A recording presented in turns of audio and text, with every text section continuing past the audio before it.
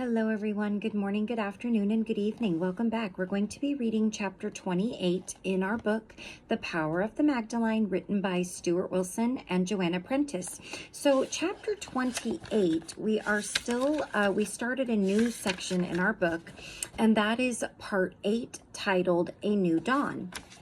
And this chapter is relatively short, and it is titled The New Consciousness. So I'm going to take a look at chapter 28 and 29. I may read them together. 28 is very short, coming in at about 2.5 pages, and chapter 29 is about 4 pages, so I may put them together. So let's go ahead and get started. So Joanna starts out with the question: what do you see as the most useful thing that angels can do now to help humanity at this stage of our development? Alariel, to help you let go of your past and all the heaviness of the old perceptions of things, the rigidities of the old order. So this is what they can help us with, to let go of the past and all heaviness of old perceptions of things and the rigidities of the old order. You are constantly being challenged to expand your awareness and reach out into new frequencies of consciousness, new perspectives of truth, new possibilities of being. You have been accustomed to looking outside of yourselves for guidance, reassurance, ultimately for authorization and authority. Now you are entering a new phase where the challenge is to receive your guidance from within. The Spirit works through manifesting in your life as much light as you can handle, and that is light with a capital L. The light provides the fire of transformation, the flames in which all that is not light within you will be consumed. Welcome this fire when it comes, for the fire is your friend. By sacrificing all your heaviness, all your negativity, all your fears and doubts and limitations into this flame, you are reborn as a lighter, purer, subtler being, a being who resonates with the frequencies of light.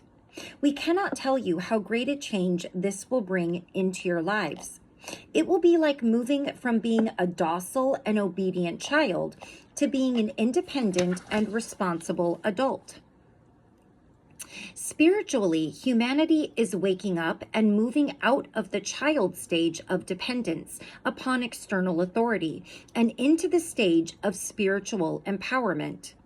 And this shift in the very nature of your being is also a shift out of your heavy and regimented past and into a much lighter and more flexible consciousness. To soar up into the new frequencies of being that await you, it will be necessary for your consciousness to become infinitely more subtle and flexible and open to new possibilities and creative solutions. You cannot step into your future wearing the heavy hobnail boots of your grandfathers. What are needed now are light and agile dancing shoes. To date, you have marched and plodded from one generation to the next. But it is time to spread your wings and soar upwards into the new world and all the new possibilities that lie before you.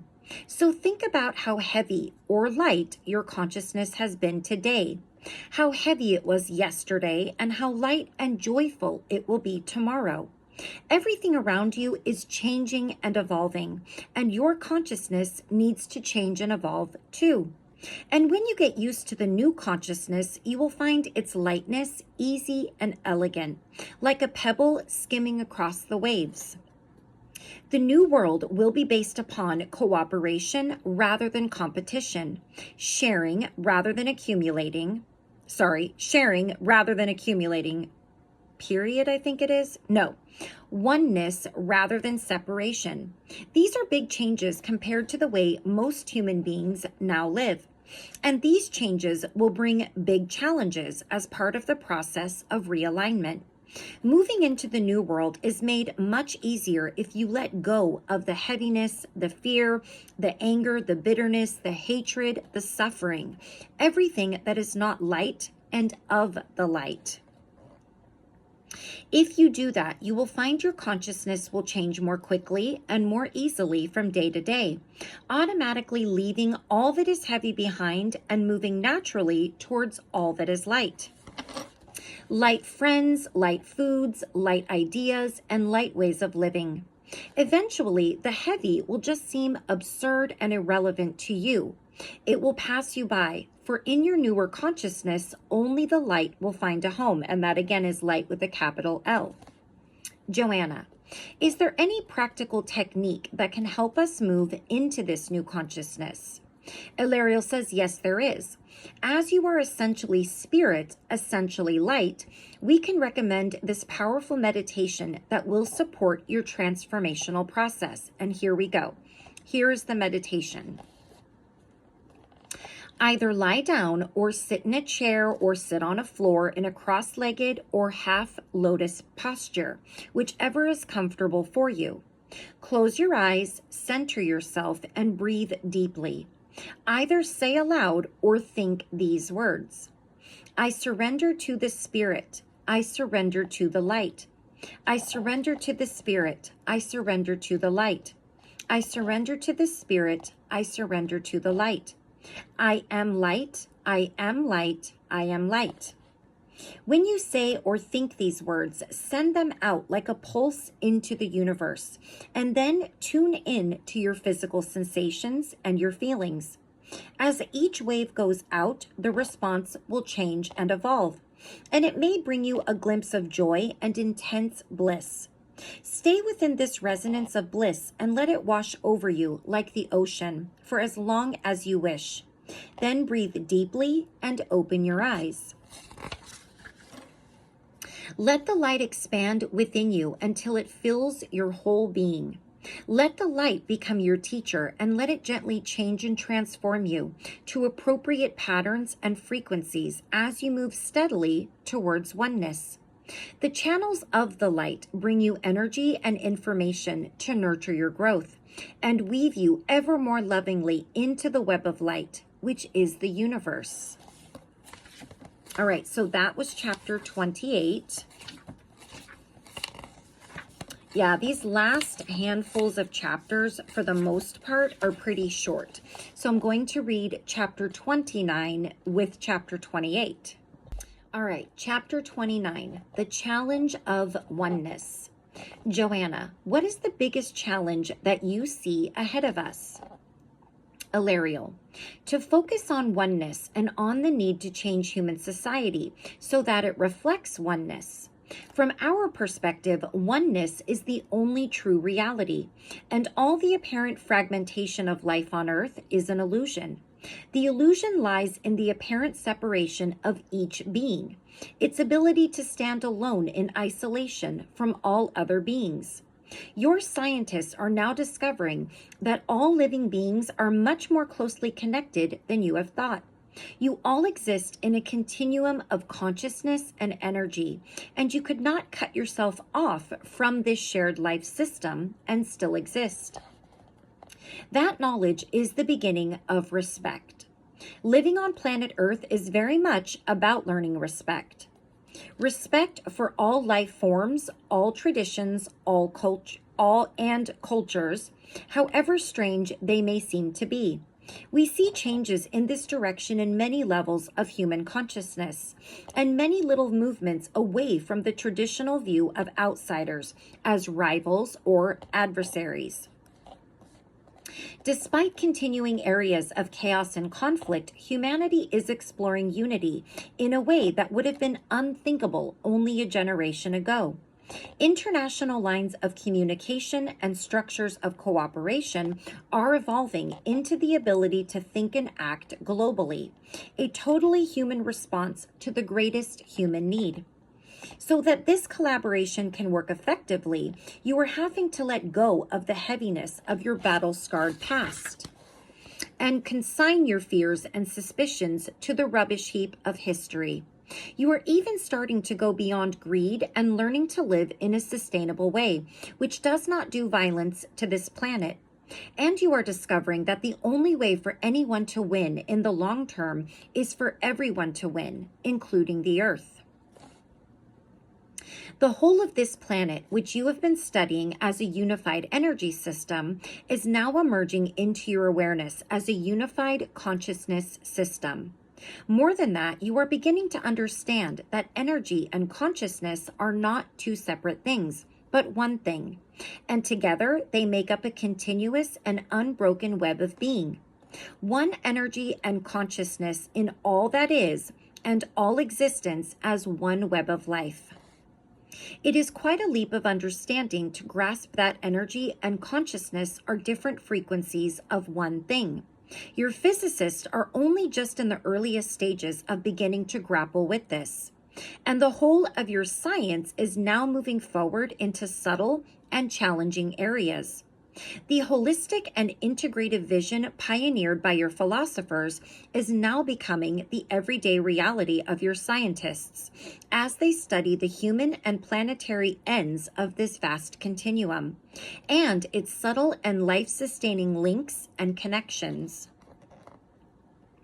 Unity is starting to look less like an impossible dream and more like a description of the scientific reality of things and a formula for personal and planetary survival. And because of all of this, you are beginning to expand your awareness and reach out into new possibilities of being. All this is transforming you in ways which your grandparents could not even begin to understand.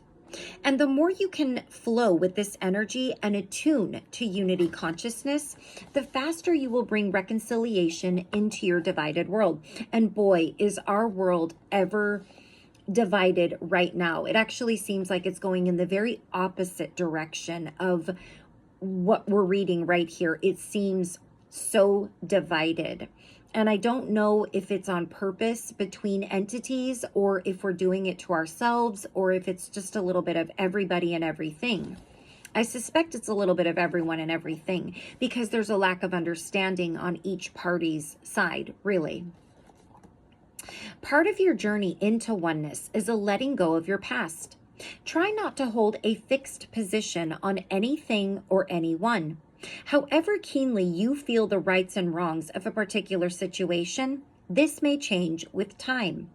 Yesterday's reviled terrorist leader becomes today's accepted political negotiator and tomorrow's honored statesman. Time moves on, people change, and the perception of them changes too. Always allow for that change by keeping an open mind on everything and everyone. Hold on to nothing and resist nothing. That way you can keep your energy focused on the here and now, and your consciousness remains forever young.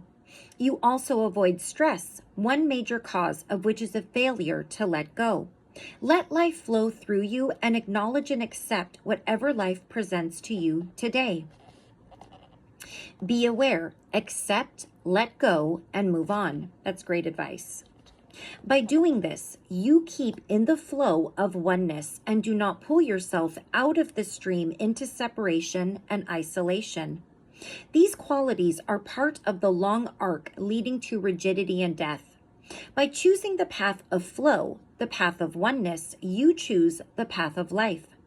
In doing that, you automatically move towards the point of equilibrium, the focus of balance. In equilibrium, all the drama of the world falls away, all the struggling and judging, all the heartache and the hurt. Here, only love and light are real, and all else blows away upon the wind. In this state, you understand that everything is perfect, not in the sense of being equally good, but in the realization that the perfect balance of things teaches you love and helps you to move towards the light. And that's capital L for love and light. Joanna, much of what you say about oneness has resonances with modern physics, especially quantum physics. This seems to have developed very quickly into some quite subtle and holistic areas. And Delario says, yes, and the pace of development is increasing all the time. Your scientists are now embracing the possibility of a multidimensional universe as the only way that they can get the mathematics to work. Mathematics do not lie, but sometimes they demand that you change your ideas if they are too rigid and limiting. This realignment and expansion of consciousness comes at a vital time for you. You live in a divided and dangerous world where it is all too easy to forget about oneness and forgiveness and start to think in terms of punishment and revenge, and that is so true. And I think that social media really feeds into this with everybody, especially if you're well known, especially if you're a public figure. I mean, people don't know how to let things go. They harp on things. They constantly talk about it and bring it up. I have a good example. There is that man that unalived his wife who was pregnant and 2 children. This had to be, gosh, 10 years ago, and you still have people making videos on it, full of conspiracy theories, full of negativity, full of blame, full of talking about it like it happened yesterday, not realizing, or perhaps not even caring, that the fact that they're not letting this go doesn't allow people to move on, including the souls that are not here anymore. It doesn't allow the person who did it to do any kind of healing or growing. And dare I say, people don't want to see people like that heal and grow. They want them to stay down. They want them to stay punished. That's how they see it. That's what's right for them. And many of them cling to the Old Testament ways of doing things, of an eye for an eye. This is what God would want us to punish, would want us to condemn. And that's simply, at least for me, I don't fall in line with that. I don't like it. I think people need to let other people live their karma and not harp on things for so long, and to let people stop judging them 50 million times. It's so excessive. All right. Oh, where did I leave off? Okay, here I go. Okay, yet despite that, it is still true that solutions based upon violence divide, whilst those based upon forgiveness unite. Joanna, is it necessary for the persecutor to repent and show remorse before complete forgiveness by the victim is possible? Ilariel says, no, Jeshua did not say, stand ready to forgive your enemy as soon as he repents. Instead, his message was simply to forgive your enemy. Forgiveness can occur at any time, and as soon as you have forgiven someone, you have released yourself from the energetic connection between you. By forgiving, you reject any kind of separation and affirm oneness. Unity consciousness is a hard lesson to learn, but forgiveness is a vital component in the spiritual growth of an awakening humanity. And if you're someone who is struggling with forgiveness, because I realize that some people have gone through horrific things and it's not that easy to forgive. There is a really great book that I read. It's on my playlist and it's called, I think it's The Sacred Act of Forgiveness. It was a really great book. I really enjoyed reading it. And if you're struggling, I suggest that you read that or listen to that book on my playlist. Joanna, but oneness can sometimes be very challenging. It's a statement. And Ilariel says, yes, you will be challenged to experience the dramas of this world and not be pulled in by them. To live surrounded by turbulence and chaos and still hold the vision of love and peace. In a time of chaos, it is hard to hold both sides equally in the light and to send your blessings to all. Yet, that is exactly what you need to do now. For now, your lives are intersecting with the greater process of planetary transformation, and the inner and outer worlds are merging into one. Release the heavy energy that locks you into duality and step forward into the oneness of the heart. I really like that. You know, I found myself recently getting really sucked into the politics of the United States where I live, specifically in California, where we had some very unique things happen recently. And I I had a little chat with God, and I asked him to please remind me whenever I should have a negative feeling, or I feel like I want to say something that maybe isn't the nicest, or share my opinion that may not be even necessary or helpful. Please remind me to shift my thought and send love to the situation or to the person. And while I'm not perfect by any means at it, and I constantly have to remind myself, I am reminded of it. I do believe that he is helping me. It is a great reminder to myself anytime I have a thought that maybe isn't adding any kind of love and light to the collective, to remind me to switch my thought and change it to one of love. That can never hurt. Whereas negative thoughts, feelings, and words will hurt yourself more than somebody else. So it's just something to think about. All right, so in the next video, we're going to talk about Melchizedek and Archangel Metatron, who I just love reading about and learning about. And that chapter is about 2.5 pages. And then chapter 31 is a bit longer, comparing it to the one that we just now read. So I will read chapter 30 and 31 in my next video, and we really will just be down to just a few more videos to go until we're done with this book. So until I see you again, take care of you, take care of those around you. I love you all very much, and I will see you for chapter 30 in our next video. Bye-bye until then.